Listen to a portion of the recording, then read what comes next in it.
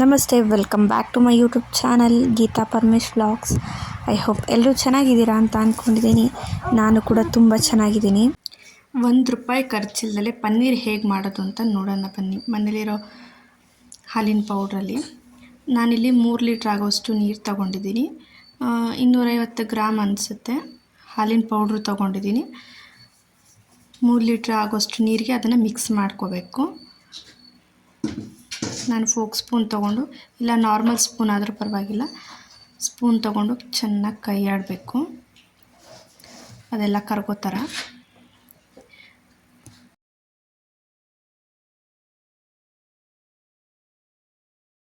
Direct ಬಿಸಿನೀರಿಗೆ ಹಾಕಿದ್ರೆ ಸ್ವಲ್ಪ ಗಂಟಾಗೋ chances ಇರುತ್ತೆ. ಅದಕ್ಕೆ ಸ್ವಲ್ಪ ಕೈ ಆಡಿಬಿಟ್ಟು ಸಣ್ಣೂರಲ್ಲಿ ಇಟ್ಕೊಂಡು ಫಸ್ಟ್ ಅದೆಲ್ಲ ಕರಗೋ ಥರ ಮಾಡ್ಕೋಬೇಕು. ಗಂಟು ಹಾಕ್ದಲೇ ಚೆನ್ನಾಗಿ ಕರಗಿಸ್ಬೇಕು. ಇಷ್ಟು ಈ ರೀತಿ ಫುಲ್ ಎಲ್ಲ ಕರಗಾದ್ಮೇಲೆ ಇದನ್ನು ಒಂದು ಸಲ ಸೋದಿಸ್ಕೊಳ್ಳೋಣ. ನಾನು ಯಾಕಂದರೆ ಸ್ವಲ್ಪ ಅಂದರೆ ಇರುವೆ ಎಲ್ಲ ಬಂದಿತ್ತು, ಸೊ ಅದಕ್ಕೋಸ್ಕರ ಸೋಸ್ಕೊತಾ ಇದ್ದೀನಿ. ಸೋಸ್ಕೊಂಡು ಈ ಥರ ಗ್ಯಾಸ್ ಹಚ್ಬಿಟ್ಟು ಕುದಿಯೋದಕ್ಕೆ ಇಡಬೇಕು.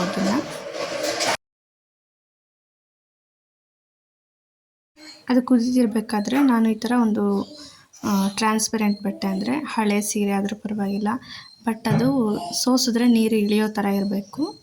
ಈ ಥರ ಒಂದು ಸುಲಭನಾಗಿರೋ ಬಟ್ಟೆ ತೊಗೊಂಡಿದ್ದೀನಿ, ಸ್ಮೂತಾಗಿರೋ ಬಟ್ಟೆ, ಅಥವಾ ವೈಟ್ ಕರ್ಚಿಫಲ್ಲಿ ಆ ಥರದ್ರಲ್ಲಿ ಬೇಕಾದರೂ ಮಾಡ್ಕೊಬೋದು. ಅದೊಂದು ರೆಡಿ ಮಾಡಿ ಇಟ್ಕೊಂಡಿದ್ದೀನಿ ನಾನು. ಇದು ಹಾಲು ಕುದೀತಾ ಇದೆ. ಕುದೀತಾ ಇರೋ ಟೈಮಲ್ಲಿ ಉಕ್ಕೋದಕ್ಕೆ ಬಿಡಬಾರ್ದು, ಆಫ್ ಮಾಡಿಬಿಡಬೇಕು. ಇಲ್ಲ ಸಣ್ಣೂರಿಲಿ ಇಟ್ಕೊಂಡ್ರೂ ಪರವಾಗಿಲ್ಲ.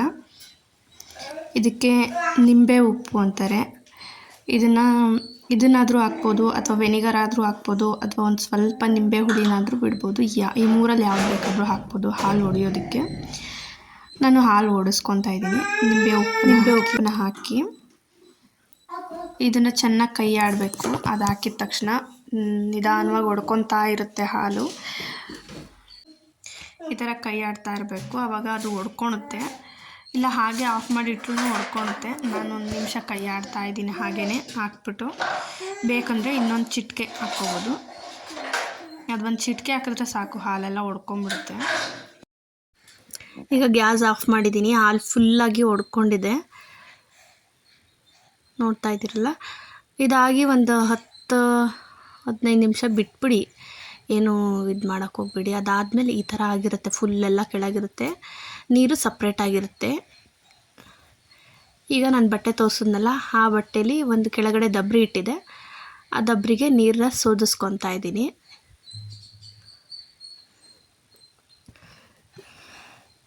ಈ ಥರ ಸಪ್ರೇಟ್ ಮಾಡ್ಕೋಬೇಕು. ಈ ಥರ ಸಪ್ರೇಟ್ ಮಾಡ್ಕೊಂಡಾದಮೇಲೆ ಇದನ್ನು ಕೆಳಗಡೆ ನೀರನ್ನ ಚೆಲ್ಬಿಡ್ಬೋದು. ಈ ಥರ ಇದೆ. ಸಪ್ರೇಟ್ ಮಾಡ್ಕೊಂಡ್ಮೇಲೆ ಇದನ್ನು ಬಂದ್ಬಿಟ್ಟು ನೀರು ಹಾಕ್ಕೊಂಡು ಇನ್ನೂ ಒಂದು 2-3 ಸಲ ತೊಳ್ಕೊಬೇಕಾಗುತ್ತೆ. ಯಾಕಂದರೆ ನಾವು ನಿಂಬೆ ಉಪ್ಪು ಹಾಕಿರ್ತೀವಲ್ಲ, ಅಥವಾ ನಿಂಬೆ ಹಣ್ಣು ಹಾಕಿದರೆ ಸ್ವಲ್ಪ ಹುಳಿ ಅಂಶ ಇರುತ್ತೆ. ಸೊ ಅದಕ್ಕೋಸ್ಕರ ಒಂದು 2-3 ಸಲ ತೊಳ್ಕೊಬೇಕು. ನಾನು 2-3 ಸಲ ತೊಳ್ಕೊಂಡಿದ್ದೀನಿ, ಚೆನ್ನಾಗಿರೋ ನೀರು ಹಾಕ್ಕೊಂಡು. ತೊಳ್ಕೊಂಡ್ಮೇಲೆ ಅದರಲ್ಲಿರೋ ಹುಳಿ ಅಂಶ ಎಲ್ಲ ಸ್ವಲ್ಪ ಹೋಗಿರುತ್ತೆ. ಹೋದಾಗ ನಾವು ಬಟ್ಟೆ ಹಾಸಿರ್ತೀವಲ್ಲ, ಅದನ್ನು ತಕ್ಕೊಂಡು ಈ ಥರ ಫುಲ್ ನೀಟಾಗಿ ನೀರು ಸೋಸ್ಕೋಬೇಕು. ಈ ಥರ ನಾನು ಸೋಸ್ಕೊತಾ ಇದ್ದೀನಿ. ಬಿಗಿಯಾಗಿ ಹಿಂಡಿದ್ರೆ ನೀರು ಬರುತ್ತೆ ಅರ್ಧಕ್ಕರ್ಧ. ಅದಾದಮೇಲೆ ಇನ್ನೂ ಸ್ವಲ್ಪ ಅದರಲ್ಲಿ ನೀರಿನಂಶ ಇರುತ್ತೆ. ಅದಕ್ಕೋಸ್ಕರ ನಾನು ಏನು ಮಾಡ್ತಾಯಿದ್ದೀನಿ, ಒಂದು ತಪ್ಪಲೆ ಕೆಳಗಡೆ ಒಂದು ಚೊಂಬು ಥರ ಇಟ್ಟಿದ್ದೀನಿ. ಅದ್ರ ಮೇಲೆ ಆ ಬಟ್ಟೆನ ಗಂಟು ಹಾಕಿ ಈ ಥರ ಇಟ್ಟು ಮೇಲೆ ಭಾರವಾಗಿ ಒಂದು ಚಿಕ್ಕ ಕಲ್ಲಿಟ್ಟಿದ್ದೀನಿ. ಈ ಥರ ಇಟ್ಟರೆ ನೀರು ಎಕ್ಸ್ಟ್ರಾ ಇರೋದೆಲ್ಲ ಹೋಗುತ್ತೆ. ಮತ್ತು ಬೆಳಗ್ಗೆ ತೆಗೆದು ನೋಡ್ತಾ ಇದ್ದೀನಿ, ನೋಡಿ, ಇದು ಫುಲ್ಲೆಲ್ಲ ನೀರೆಲ್ಲ ಹೋಗಿದೆ ಅದರಲ್ಲಿ ಇರೋದು. ನೋಡಿ, ಕೆಳಗಡೆ ಎಕ್ಸ್ಟ್ರಾ ನೀರಿರೋದೆಲ್ಲ ನಿಂತಿದೆ. ಈ ಥರ ತಕ್ಕೊಂಡ್ಮೇಲೆ ಬಟ್ಟೆನ ಓಪನ್ ಮಾಡಬೇಕು. ನೋಡಿ ಎಷ್ಟು ಕ್ಲೀನಾಗಿ ಆಗಿದೆ. ಸೇಮ್ ನಾವು ಹೊರಗಡೆಯಿಂದ ತರ್ತೀವಲ್ಲ ಅದೇ ಥರ ಇರುತ್ತೆ. ಬಟ್ ಅದರಲ್ಲಿ ಪ್ರಿಸರ್ವೇಟಿವ್ ಹಾಕಿರ್ತಾರೆ 2ರಿಂದ 3 ದಿನ ಅಥವಾ 1 ವಾರ ಇರೋ ಥರ. ಬಟ್ ಇದು ಹಾಗಲ್ಲ, ನಾವೇನು ಪ್ರಿಸರ್ವೇಟಿವ್ ಹಾಕಿರಲ್ವಲ್ಲ, ಮನೇಲೇ ಮಾಡಿರೋದ್ರಿಂದ ಆಗಿಂದಾಗಲೇ ಖಾಲಿ ಮಾಡ್ಕೋಬೇಕು. ಅಂದರೆ ಯೂಸ್ ಮಾಡ್ಕೊಂಬಿಟ್ರೆ ಒಳ್ಳೆಯದು. ಅಂದರೆ ಫ್ರೆಶ್ ಆಗಿರುತ್ತೆ, ಕ್ಲೀನಾಗಿರುತ್ತೆ, ಚೆನ್ನಾಗಿರುತ್ತೆ. ನಾನು ಬೇಕು ಅಂದರೆ ಇದೇ ಥರನೇ ಮಾಡ್ಕೊಳೋದು. ನೀವು ಸಹ ಇದೇ ಥರ ಮಾಡ್ಕೊಳ್ಳಿ. ಏನಂದರೆ ಹೊರಗಡೆದ್ರಲ್ಲಿ ಪ್ರಿಸರ್ವೇಟಿವ್ ಹಾಕಿರ್ತಾರೆ, ಯಾಕೆ ಬೇಕಲ್ವ, ನ್ಯಾಚುರಲಾಗಿ ಮನೇಲೇ ಈಸಿಯಾಗಿ ಮಾಡ್ಕೋಬೋದು. ಒಂದು ನೈಟಲ್ಲೇ ರೆಡಿ ಆಗೋಗುತ್ತೆ. ನೋಡಿ ಸೇಮ್ ನಾವಿವಾಗ ಹೊರಗಡೆಯಿಂದ ತಂದರೆ ಕಟ್ ಮಾಡ್ತೀವಲ್ಲ ಅದೇ ಥರನೇ ಕಟ್ ಆಗುತ್ತೆ. ಇದರಲ್ಲಿ ಹುಡಿಯಾಗೂ ಸಹ ಯೂಸ್ ಮಾಡ್ಬೋದು. ಈ ಥರ ಕಟ್ ಮಾಡಿಕೊಂಡು ಸಹ ಯೂಸ್ ಮಾಡ್ಬೋದು ಕ್ಯೂಬ್ ಟೈಪಲ್ಲಿ. ನೋಡಿ ಎಷ್ಟು ಚೆನ್ನಾಗಿ ಬಂದಿದೆ.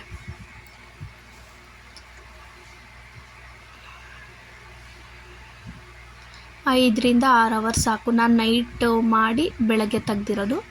ನಾನು ಅವತ್ತೇ ಯೂಸ್ ಮಾಡಿಬಿಟ್ಟೆ.